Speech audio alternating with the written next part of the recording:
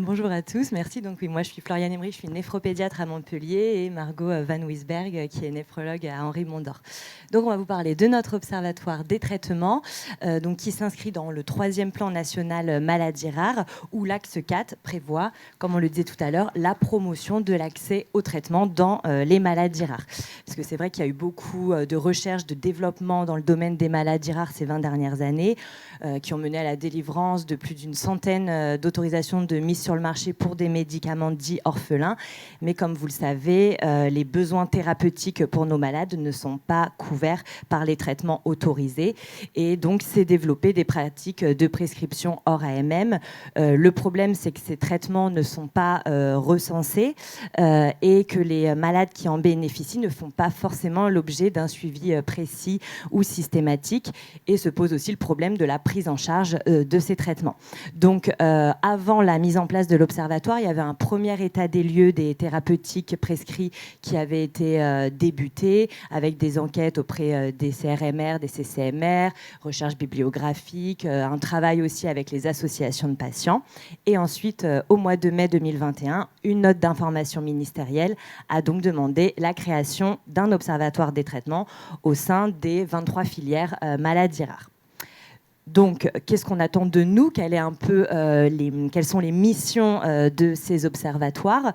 Donc, il y a une première mission de vraiment recensement de tous les médicaments hors AMM prescrits dans les maladies rares, avec 2 objectifs. D'une part, d'essayer de définir quels médicaments nous semblent avoir des données suffisantes en termes de bibliographie, de recommandations.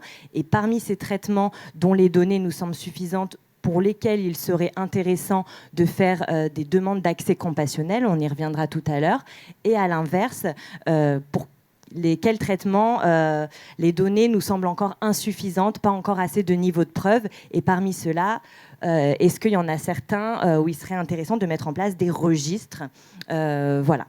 Une deuxième mission qui est une mission de repérage des molécules en développement innovant. Donc ça, c'est quelque chose qui va être évolutif. À nous de rester vigilants. Une troisième mission en termes de vigilance, voire de signalement à l'ANSM en cas de tension, de rupture, d'arrêt de commercialisation, ce qui avait pu être le cas avec les immunoglobulines, ou encore dans le monde de l'hémodialyse pédiatrique, cathéter, ligne générateur qui peuvent poser problème.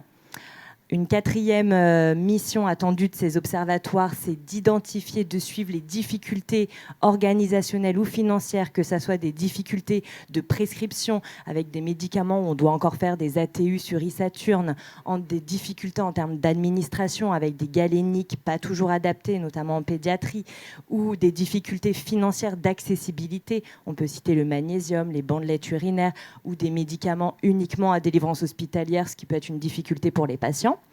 Et enfin, une dernière mission attendue de nous, qui est la formation et l'information des prescripteurs sur ces pratiques de prescription hors AMM et une information sur les nouveaux dispositifs d'accès précoce et compassionnel, sur lesquels on va revenir tout de suite, puisque effectivement, en juillet 2021, il y a eu une réforme de l'accès dérogatoire aux médicaments avec maintenant 2 régimes d'autorisation, l'accès précoce sous la compétence de l'HAS et l'accès compassionnel sous la compétence de l'ANSM.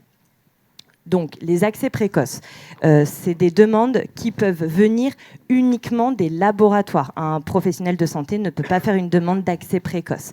C'est pour des médicaments qui sont destinés à être commercialisés dans cette indication, qui sont présumés innovants, pour lesquels on a des données cliniques. Ça peut être une demande avant d'avoir une AMM ou après avoir eu une AMM. Pour pouvoir obtenir un accès précoce, il faut que l'efficacité, que la sécurité du médicament soit fortement présumée au vu des résultats d'essais thérapeutiques. Si c'est avant l'obtention d'une AMM, il faut forcément que l'ANSM intervienne avant, juge la balance bénéfice-risque avant que l'HAS évalue et autorise. Il faut que ça soit un médicament indiqué dans le traitement d'une maladie grave, rare ou invalidante, qu'il n'y ait pas de traitement approprié disponible et que l'accès à ce traitement ne puisse pas être différé. Et là, c'est l'HAS donc, qui évalue et décide. Voilà. Et Donc l'autre régime, c'est l'accès compassionnel. Donc là, la demande d'accès compassionnel soit est faite sur initiative de l'ANSM, soit provient des professionnels de santé. Donc on peut faire une demande d'accès compassionnel.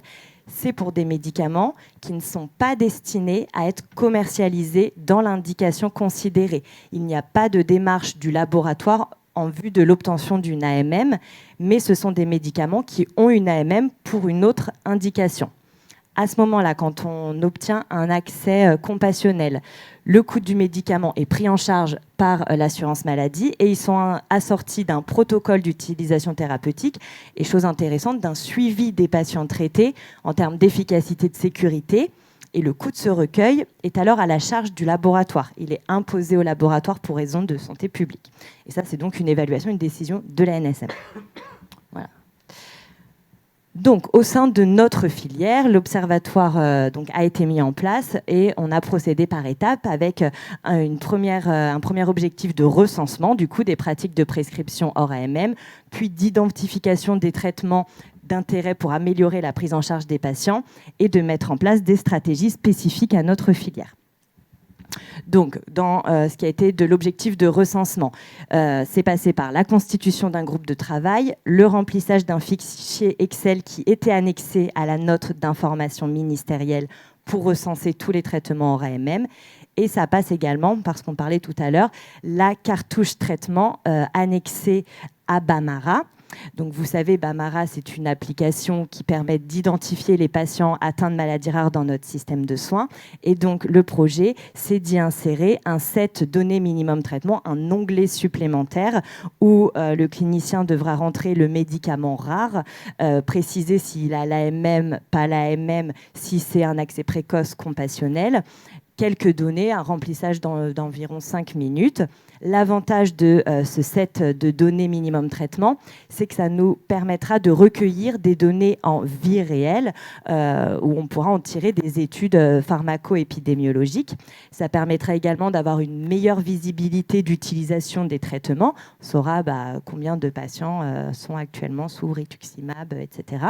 Et si on veut faire une demande d'accès compassionnel, on a besoin de renseignements précis de nombre de patients sous tel traitement. Donc ça nous permettra aussi d'avoir des arguments pour mieux ensuite encadrer ces traitements hors AMM.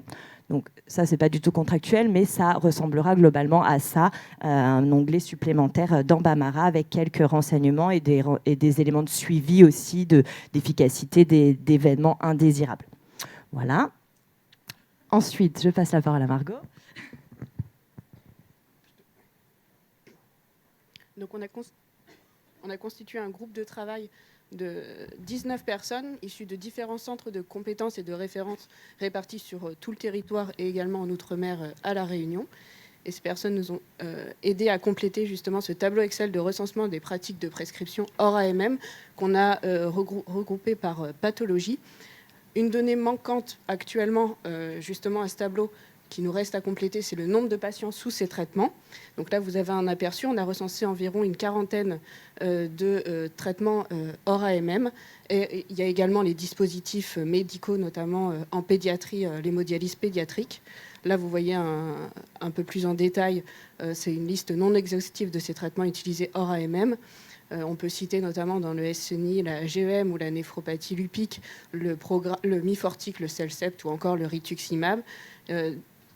Un point important, c'est qu'en pédiatrie, de nombreux traitements sont utilisés hors AMM. Là, vous voyez l'exemple de l'hypertension artérielle de l'enfant de moins de 6 ans. Et puis également, on va y revenir, mais le magnésium, qui est un complément alimentaire indispensable, notamment dans le syndrome de Gitelman.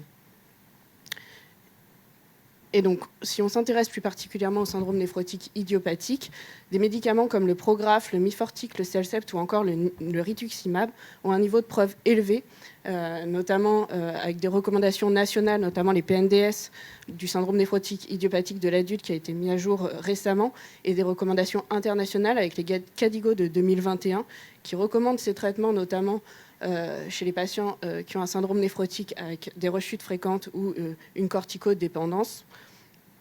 Et également chez l'enfant, un PNDS également qui a été mis à jour en 2021, et l'IPNA qui recommande ces traitements aussi chez les patients rechuteurs fréquents ou corticodépendants. Donc un niveau de preuve élevé pour ces traitements. Également des PHRC en cours, notamment pour le rituximab, un PHRC de 2017 qui est référence, un PHRC de 2013 Nefrutix, et puis en pédiatrie Ritux-IGIV. Et pour l'obinutuzumab, dont l'indication actuelle, c'est justement les patients immunisés contre le rituximab, un PHRC en pédiatrie qui est Obirins, et puis une étude industrielle de phase 3 chez Roche. Donc les questions qui se posent à l'heure actuelle, c'est pour ces traitements dont nous avons des données suffisantes, notamment le Prograf, le Mifortic, le Cellcept ou encore le rituximab, quid de la mise en place justement d'un dossier en vue de l'établissement d'un cadre de prescription compassionnelle. Et puis pour des traitements comme l'obinutuzumab, où on n'a encore pas suffisamment de données, il y a une étude industrielle, un PHRC en cours, mais la mise en place justement d'un registre pour un recueil de données complémentaires pour ces traitements.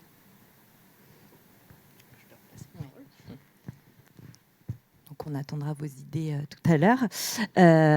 Un autre point sur lequel on essaye de travailler, c'est pour les médicaments dits compléments alimentaires comme le magnésium, parce que ça, c'était les questionnaires envoyés aux associations de patients. On se rend compte que pour à peu près 40%, c'était l'association Gittel-Bart, les syndromes de Bartter et Gittelman qui avaient répondu. Et à la question, est-ce que tous vos médicaments sont pris en charge par l'assurance maladie? Près de 60%, la réponse était non, et 86%, ce n'était pas non plus pris en charge par leur mutuelle. Quand on regardait d'un peu plus près quels étaient ces médicaments, on se rend compte là en bleu que c'était très majoritairement le magnésium qui n'était pas remboursé, un peu aussi le potassium. Donc, c'est ce qu'on appelle les aliments diététiques destinés à des fins médicales spéciales. C'est le nom officiel. Ce sont des traitements qui n'ont pas de statut clair. Les caisses de sécurité sociale sont indépendantes les unes des autres, donc il y a des inégalités territoriales. Il y a des endroits où il n'y aura pas de soucis, d'autres où ça va poser des problèmes. Le circuit pharmaceutique de ce type de traitement n'est pas clairement établi et c'est les patients qui en pâtissent. Donc, ce qu'on aimerait, c'est d'envoyer un nouveau questionnaire aux associations de patients pour essayer de mieux cibler les difficultés, de peut-être mieux cibler les territoires qui posent le plus de difficultés pour se rapprocher au plus près du lieu du problème. On essaye à côté de ça d'établir un contact avec la CNAM, ce qui n'est pas facile. Donc on s'est rapproché de la filière G2M, les maladies métaboliques, parce qu'ils ont beaucoup de traitements de ce type et ils ont un contact à la CNAM dont on ne veut pas nous donner le nom directement, mais Jean Médier a contacté ce monsieur pour lui demander de se rapprocher de nous pour essayer de trouver un arrangement pour leur apporter un rationnel clinique sur la nécessité absolue de ces traitements chez ces patients. Le but est d'obtenir un remboursement qui soit homogène sur l'ensemble du territoire. Voilà. Et le dernier projet, c'est que l'on aimerait mettre en place une RCP nationale médicaments avec les pharmaciens. C'est quelque chose qui est fait en local à Lyon avec Aurélia Berthelet et Madame Chamoire, pharmacienne, où ils ont une RCP médicaments, où ils vont discuter des prescriptions hors AMM et constituer un dossier de justification clinique bibliographique pour le porter au remboursement local.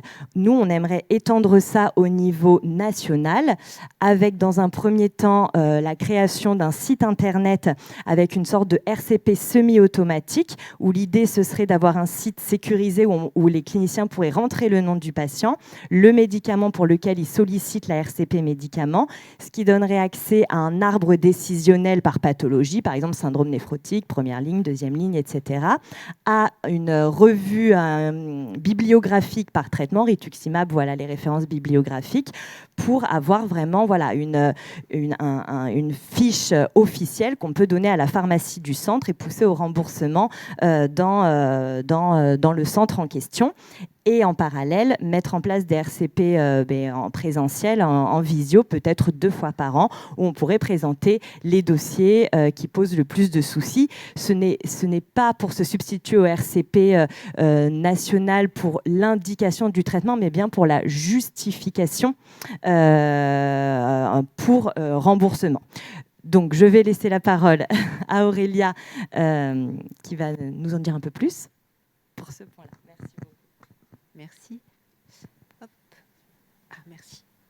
Donc c'était pour vous illustrer comment on vous l'a présenté en fait notre RCP qu'on a appelé RCP Médoc et qu'on coordonne avec Valérie Chamoir qui est notre pharmacienne et avec tout le reste de l'équipe de pharmacie de notre GH.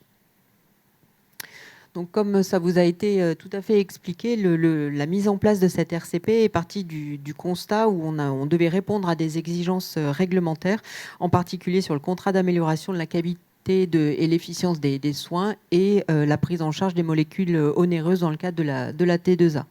Donc, juste pour vous rappeler qu'il y a un texte qui régit en fait ces prescriptions. Donc, le clinicien doit garantir l'utilisation des produits conformes aux indications de l'AMM. Et dans le cas contraire, et par exception, en absence d'alternative pour le patient, le prescripteur doit porter au dossier médical l'argumentation qui a conduit à prescrire en fait ce traitement en faisant référence en fait aux travaux existants et à la bibliographie. Donc ce travail, cette RCP répond aussi aux demandes en fait de l'Observatoire des traitements et puis finalement ça nous a permis de fluidifier complètement la communication entre l'équipe de pharmacie et l'équipe médicale. Donc les objectifs sont ceux qu'on vient de vous dénoncer. Finalement, c'est vraiment de valider, d'avoir une validation clinique et scientifique des prises en charge thérapeutiques dans les situations en fait de prescription hors AMM ou via un accès dérogatoire. En aucun cas, on remet en cause l'indication du traitement qui a été porté généralement par une autre RCP au niveau national. Ça nous permet également d'avoir une traçabilité de l'argumentaire au niveau du dossier du patient. On a un dossier informatisé, comme je vous le présenterai tout à l'heure. Et donc, pour les pharmaciens, avec une part extrêmement importante qui est de pouvoir en fait porter au financement ces différents traitements avec un bénéfice pour les patients. Parce qu'à partir du moment où le traitement est financé par l'hôpital, ça veut dire qu'on va pouvoir le represcrire et c'est une situation qui est pérenne. On a également un suivi de l'efficacité et la tolérance de ces thérapeutiques à moyen et long terme parce que l'équipe de pharmacie est vraiment à part entière en fait impliquée dans la prescription et le suivi. Donc en pratique, actuellement, on a 2 à 3 réunions par an avec des présentations qui se font vraiment en binôme. Et c'est aussi l'occasion aux plus jeunes en fait, de présenter, de faire une synthèse du dossier clinique et à un interne de pharmacie de refaire toute la biblio sur le traitement et du coup de pouvoir porter un référentiel bibliographique. Donc là, vous avez par exemple en fait, les patients qu'on a présentés à l'une de nos premières RCP. Vous voyez que le syndrome néphrotique apparaît en grande ligne avec en particulier toutes les biothérapies, les anti-CD20. Donc sur notre dossier informatisé, ça se présente comme ceci. Où donc vous voyez nos pharmaciens vont créer en fait une RCP qui va pouvoir être tracée et visible dans le dossier du patient, implémentée au niveau de la pharmacie avec la fiche de RCP et ajouter les références bibliographiques. Donc la fiche de RCP se présente comme ceci. Vous avez l'ensemble, c'est tout à fait classique, c'est l'ensemble des participants à la RCP avec le quorum nécessaire, le résumé clinique, les questions posées et la conclusion avec en fait toutes les références bibliographiques à ce moment-là. Et donc ça va servir de base aux pharmaciens pour pouvoir porter au remboursement. Voilà, merci.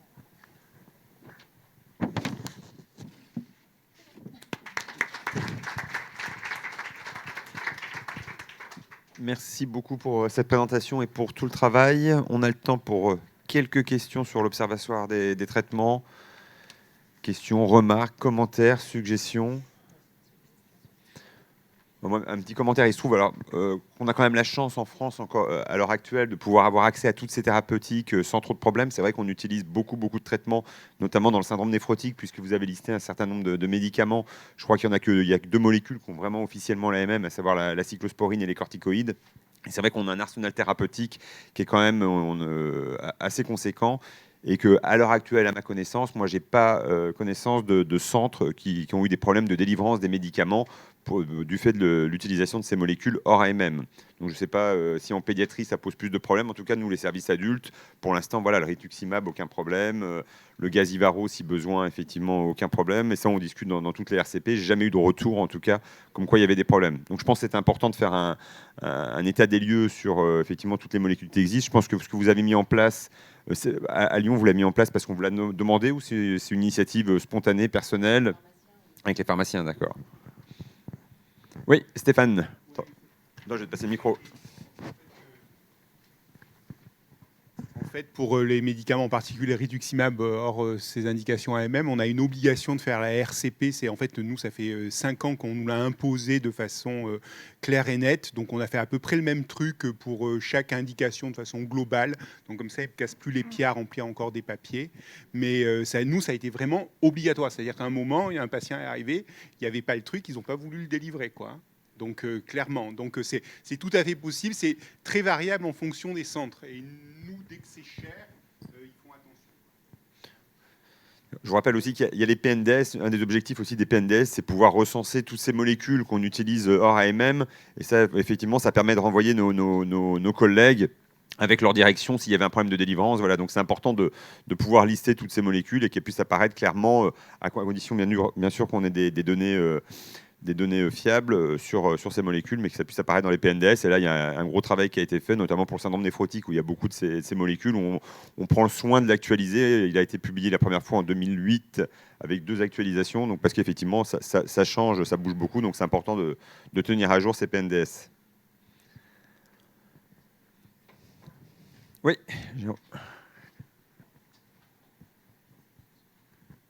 sur l'aspect recherche de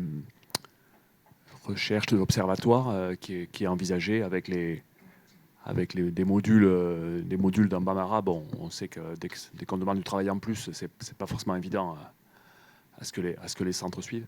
Mais aujourd'hui, l'accès aux données du SNDS est quand même largement professionnalisé, et c'est vrai que sur des périodes bien définies, ces données, en fait, elles existent. Elles existent déjà, quoi. C'est-à-dire que si, avec une équipe de pharmaco-épi dans un CHU qui a une bonne expertise du SNDS, on retrouve ces données-là. Elles existent. Sans vouloir chercher à systématiquement collecter. Enfin, en tout cas, il faut peut-être envisager des chaînages avec le SNDS pour...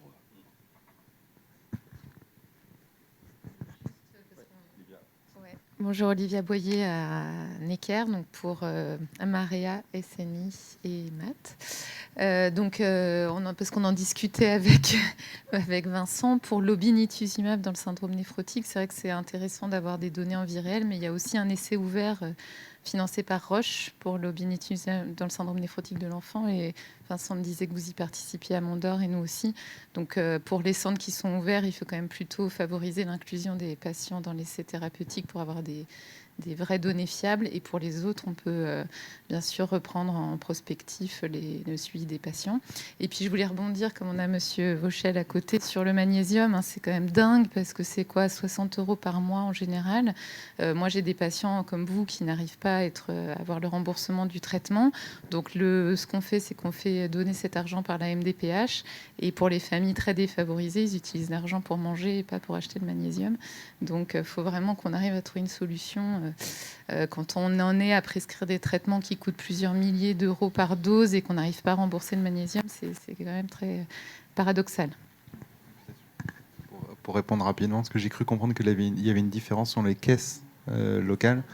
Donc il faut que nous, on ait une discussion avec la direction de la sécurité sociale au niveau national sur ce sujet. Donc on va relayer, du coup, c'est ce que je disais. On va essayer d'appuyer. Merci beaucoup.